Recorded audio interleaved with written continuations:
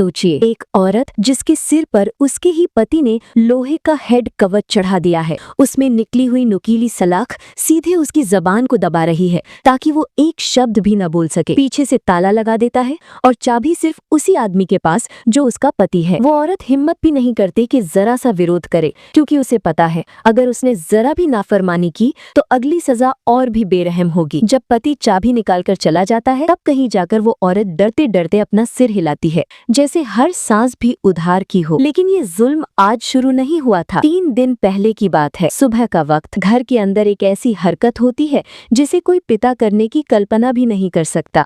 वो आदमी अपनी ही नाबालिग बेटी को कपड़े बदलते हुए देख रहा था। पत्नी ने उसे उसी वक्त देख लिया। गुस्से और डर में कांपती हुई बोली, ये तुम्हारी अपनी बेटी है, तुम्हें शर्म नहीं आती? लेकिन उस आदमी के चेहरे पर कोई पछतावा नहीं था, उल्टा उसने पत्नी के चेहरे पर जोरदार तमाचा जड़ दिया। ये सब देखकर छोटी सी आना कुछ भी समझ नहीं पा रही थी। उसके लिए उसका पिता वही इंसान था जो चर्च में खड़े होकर लोगों को नैतिकता, धर्म और अच्छाई का पाठ पढ़ाता था। तो फिर वही आदमी घर के अंदर इतना दरिंदा कैसे हो सकता है? उसी रात आना के पेट में तेज दर्द उठा। वो घबराकर शौचालय की ओर भागी और तभी उसकी नजर अपने कपड़ों पर पड़ी। खून! वो डर के मारे कांप गई। हाथ बढ़ाकर खुद को छू कर देखा और यकीन हो गया, वो सच में खून बहा रही थी। बुनियादी समझ न होने की वजह से आना बुरी तरह घबरा गई। तभी बाहर से एक आहट सुनाई दी। वो तुरंत मोमबत्ती बुझा देती है, दरवाजे की दरार से झांकती है और जो वो देखती है उसकी रूह कांप जाती है। उसकी माँ चुपचाप उसके पिता के पीछे पीछे जा रही थी। बारिश हो रही थी, फिर भी जिज्ञासा में आना उनका पीछा करती है और वहीं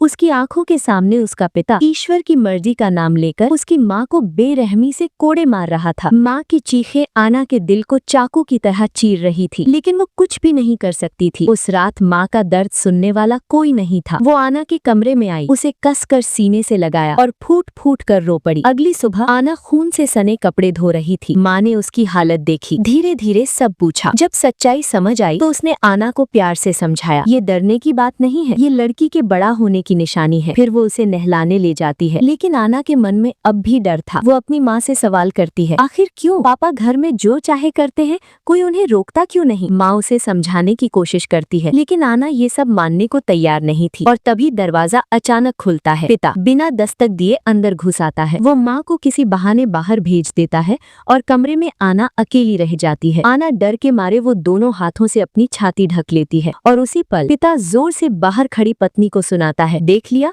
अब ये बच्ची नहीं रही, अब ये औरत बन चुकी है। उसकी आवाज में गर्व था और आंखों में कुछ ऐसा जिसे देखकर माँ का दिल बैठ जाता है। एक दिन पिता खिड़की के पास खड़ा था, नजरें टिक जाती हैं अपनी ही बेटी पर। माँ काम करते करते रुक जाती है, उसकी आंखों में झांकती है और वहीं उसे दिखाई देता है वो गंदी नीयत, डर, बेचैनी और अनहोनी का खौफ, सब कुछ एक साथ उसके दिल पर टूट पड़ता है। कुछ ही समय बाद पिता आना को जबरदस्ती अपने को नहलाने पर मजबूर करता है। माँ के खिलाफ जहर भरता है, कहता है तुम्हारी माँ अपने फर्ज नहीं निभाती और इशारों इशारों में आना को ये भी जताता है, तुम अब बड़ी हो चुकी हो, पूरी तरह एक औरत। माँ गुस्से में चिल्लाकर कहती है, ये सिर्फ बच्ची है, तो जवाब में मिलता है जहरीली हंसी। माँ डर जाती है, उसे लगता है अगर अब भी चुप रही तो वो दरिंदा उसकी बेटी को भी नहीं छोड़ेगा। वो रात को जानबूझकर पति को खुश करने की कोशिश करती है, लेकिन इस बार भी उसे ठुकरा दिया जाता है और यहीं से पिता की हरकतें और ज्यादा गंदी हो जाती है। वो बार बार आना को कपड़े बदलते हुए देखने लगता है, बिना किसी शर्म के। आखिरकार माँ सब समझ जाती है। वो पति को सख्ती से टोकती है, लेकिन जवाब में उसे मिलती है सिर्फ बेरहम मार। और फिर उस आदमी के दिमाग में एक शैतानी ख्याल आता है, अगर इसकी जबान ही बंद कर दी जाए तो सच कभी बाहर नहीं आएगा। वो लोहे की एक भयानक जंजीर पहना देता है, पीठ और गर्दन को जकड़ने वाली, और पत्नी को धमकी देता है, या तो पहन लो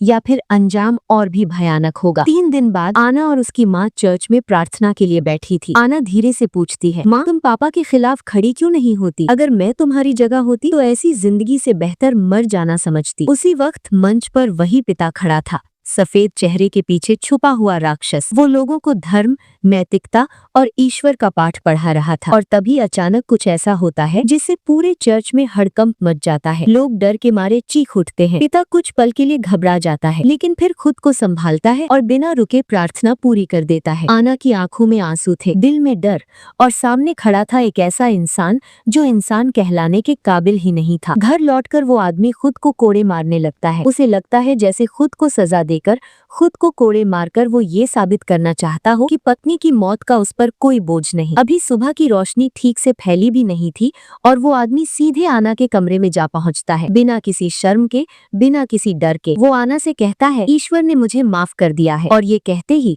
वो उसे जबरन चर्च ले जाता है। उसका इरादा साफ था, ईश्वर के सामने अपनी ही बेटी को पत्नी बनाने का। आना अविश्वास से अपने पिता को देखती है, उसका दिमाग सुन पड़ जाता है। वो मुड़कर भागने की कोशिश करती है, लेकिन दुबली पतली आना उस हैवान के सामने टिक नहीं पाती। उसे पूरी तरह काबू करने के लिए वो वही भयानक लोहे का कवच उसके सिर पर चढ़ा देता है जो कभी उसकी माँ ने पहना था। और तभी अचानक वहाँ उसका कजिन पहुँच जाता है। वो बंदूक सीधे पिता के सिर पर तान देता है और चिल्लाता है, चाबी दे दो अभी के अभी। आना के हाथ में जैसे ही चाबी आती है, पिता मौके का फायदा उठाता है। एक झटके में वो कजिन को मार देता है, खून से सना फर्श, और अगले ही पल वो आना को जमीन पर घसीटता हुआ ले जाता है जैसे कोई जानवर अपने शिकार को। लेकिन किस्मत शायद अब भी आना पर पूरी तरह मेहरबान नहीं थी, पर एक मौका जरूर देती है। जब पिता गहरी नींद में जाता है, आना किसी तरह भाग निकलती है, पीछे मुड़कर देखने की हिम्मत भी नहीं, सिर्फ दौड़ती चली जाती है जब तक शरीर जवाब नहीं दे देता और वो बेहोश होकर गिर पड़ती है। होश आता है तो 3 आंखें उसे घूर रही होती हैं। एक औरत मुस्कुराकर अपने पति को बुलाती है और आना समझ जाती है शेर के मुंह से निकलकर भेड़ियों के बीच आ गई है। वो दोनों उसे एक शराब खाने में बेच देते हैं। चारों तरफ भड़कीले कपड़े, थकी हुई औरतें और गंदी निगाहें। आना के दिल में एक ठंडा डर बैठ जाता है। शराब खाने का मालिक उसकी उम्र देखता है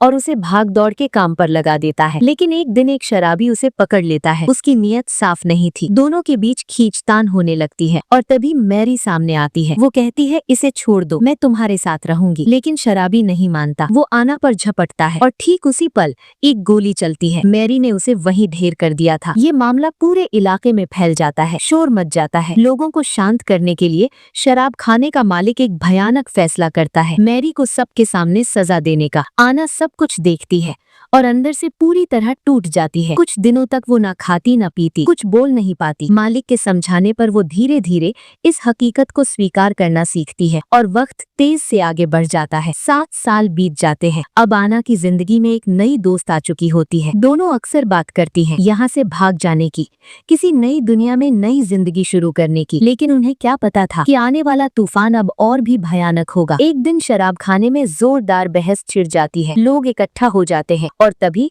गुस्से में एवन एक ग्राहक की जबान को दांतों से काट लेती है। पूरा माहौल सन्न हो जाता है। मामला बहुत बड़ा बन चुका था। शराब खाने का मालिक ग्राहक को शांत करने की कोशिश करता है। वो पूछता है, बताओ कैसे तुम्हारा गुस्सा ठंडा होगा? लेकिन जो जवाब देता है वो किसी की भी रूह कंपा दे। ग्राहक कहता है, इसकी जबान काट दो। एवन डर के मारे भागने की कोशिश करती है, लेकिन मालिक उसे मजबूती से पकड़ लेता है और बिना किसी दया के उसकी जबान काट दी जाती है। आना ये सब देख रही थी। उसके पैरों तले जमीन खिसक जाती है। वो दरवाजे से लगकर बैठ जाती है। उसके अंदर कुछ टूट चुका था। अगले दिन आना डॉक्टर को बुलाती है, एवन का इलाज करवाती है। डॉक्टर हिदायतें देकर चला जाता है और आना उसके लिए एक इशारों वाली किताब भी ले आती है। वो हर दिन एवन के साथ बैठकर उसे इशारों में बोलना सिखाने लगती है। धीरे धीरे एवन के चेहरे पर मुस्कान लौट आती है। एक दिन वो खुश होकर आना को बताती है, मैं अपनी जिंदगी का साथी ढूंढ रही हूँ। वो आना को शादी करने वाली जगह ले जाती है। मालिक पहले ही एक आदमी ढूंढ चुका था जो एवन को स्वीकार करने को तैयार था, बिना जबान के भी। बस एक शर्त थी, उस आदमी का घर काफी दूर और सुनसान जगह पर था। एवन एक पल भी नहीं सोचती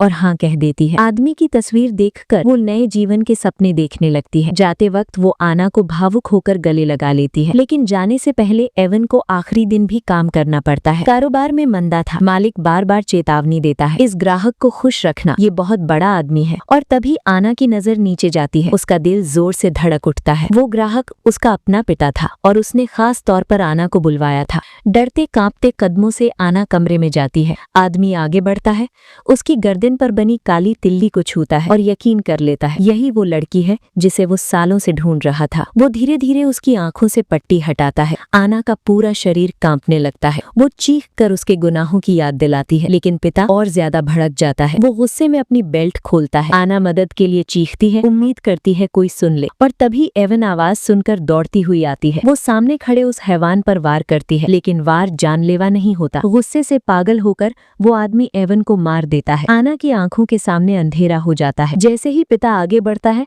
आना उसे जोर से धक्का देती है और बिजली की तरह जमीन से खंजर उठा लेती है। आना एक पल की भी देरी नहीं करती, वो पूरी ताकत से खंजर पिता के गले में घोंप देती है। चारों तरफ अफरा तफरी मच जाती है। हालात को देखते हुए आना एक भयानक फैसला करती है। वो खंजर पिता के हाथ में थमा देती है और फिर एवन के कपड़े पहन लेती है। अगले ही पल पूरा कमरा जलने लगता है। सबूत और बीती जिंदगी सब राख में बदल जाते हैं।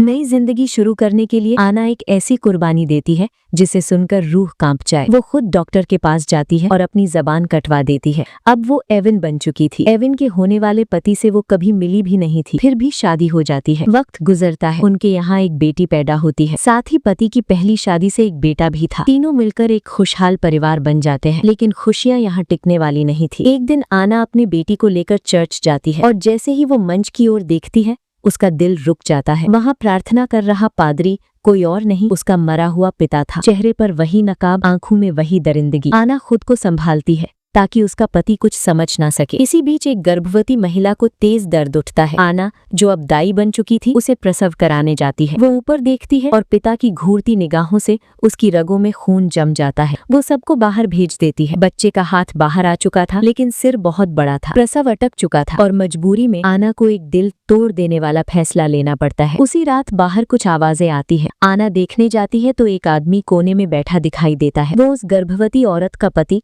जॉर्ज था। दर्द और शराब में डूबा हुआ वो बदला लेने आया था। हालात बेकाबू होने ही वाले थे कि तभी आना का पिता वहां आ जाता है। कुछ देर बाद आना का पति भी पहुंचता है और पिता का शुक्रिया अदा करता है। आना दूर खड़ी सब देखती रहती है। जब पति ऊपर किसी काम से जाता है, पिता आना को धमकाता है। वो उसकी बेटी को नुकसान पहुंचाने की बात करता है। डर के मारे आना पति से कहती है कि हमें यहाँ से चले जाना चाहिए। परिवार की सुरक्षा के लिए दोनों एक सुरक्षित जगह जाने का फैसला करते हैं। अगली सुबह बेटा भेड़ों को चारा डालने जाता है और लौट कर देखता है सारी भेड़ें अजीब तरह से मरी पड़ी हैं। संदेह सीधा जॉर्ज पर जाता है। पति बंदूक उठाता है। सच जानने के लिए, बेटी को मानसिक सदमे से बचाने के लिए आना उसकी आंखों पर पट्टी बांध देती है। वो खुद मरी हुई भेड़ों को देखने जाती है, लेकिन तभी दरवाजा अचानक बंद हो जाता है। आना किसी तरह बाहर झांकती है और जो वो देखती है उसकी सांसें थम जाती हैं। पिता उसकी बेटी को लेकर जा रहा था। उसे साफ देखने के लिए आना ऊपर चढ़ती है, लेकिन किस्मत फिर से उसके खिलाफ खड़ी हो जाती है। वो फिसल जाती है और जमीन पर गिर पड़ती है। जब पति और बेटा लौटते हैं, कुछ देर बाद आना को होश आता है। पति बताता है कि जॉर्ज यहाँ से जा चुका है, लेकिन आना का दिल अब किसी और ही डर से भरा था। उसे बस एक ही चीज चाहिए थी, उसकी बेटी। और चमत्कार की तरह उसी रात बच्ची खुद घर लौट आती है। आना कांपते हाथों से पूछती है, आज तुम गॉडफादर के साथ कहाँ गई थी? बच्ची मासूमियत से जवाब देती है, लेकिन आना समझ जाती है अब छुपने का वक्त खत्म हो चुका था। वो फैसला कर लेती है अब हमला करेगी। आना घोड़े पर सवार होकर अपने पिता को मारने निकल पड़ती है। जब वो वहाँ पहुंचती है, बिस्तर हटाकर देखती है तो अंदर सिर्फ उसकी बेटी का खिलौना होता है। उसका दिल बैठ जाता है। उसे सब समझ आ जाता है और वो पागलों की तरह घर की ओर भागती है। लेकिन वहाँ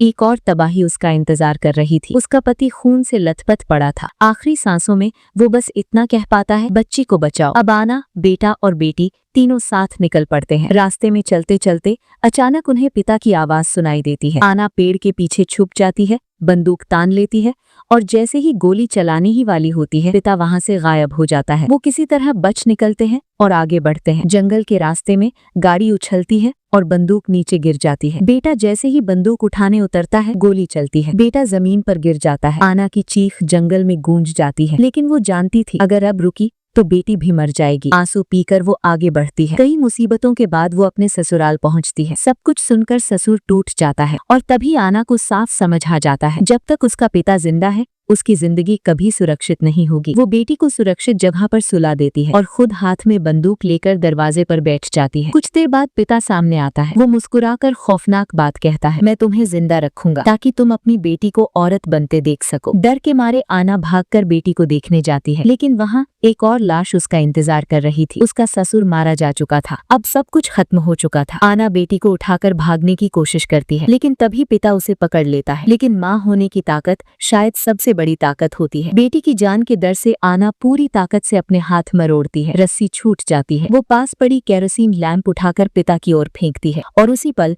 बंदूक उठाकर गोली चला देती है। इस बार दरिंदा हमेशा के लिए खामोश हो जाता है। 1 साल बाद आना और उसकी बेटी शांत जिंदगी जी रही होती है, लेकिन एक दिन शेरिफ घर आता है। वो बताता है कि एविन ने शराब खाने के मालिक को मार दिया था और अब कानून की नजर में आना ही एविन थी, यानी उस जुर्म की सजा उसे ही भुगतनी होगी। आना चुपचाप अपनी बेटी को देखती है, आंखों में ममता और चेहरे पर सुकून। फिर बिना कुछ कहे वो झील की ओर बढ़ती है और अपने आप को पानी में डुबो देती है, अपनी बेटी को इस डरावनी दुनिया से हमेशा के लिए बचाने के लिए। दी एंड।